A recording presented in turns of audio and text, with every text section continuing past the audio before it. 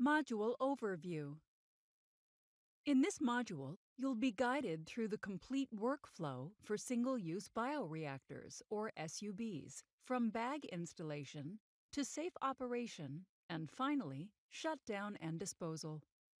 SUB systems offer major benefits: faster changeovers, reduced contamination risks, and more flexible production. But as we'll see, they also require careful handling and good decision-making to ensure reliable performance and product quality. Let's begin by taking a closer look at a single-use bioreactor and its key features.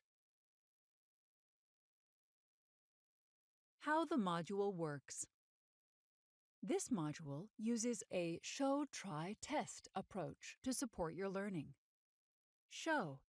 You'll be guided through step-by-step demonstrations of key tasks using 3D models and animations. Try. You'll interact with equipment and process elements in realistic scenarios, helping you apply what you've learned. Test.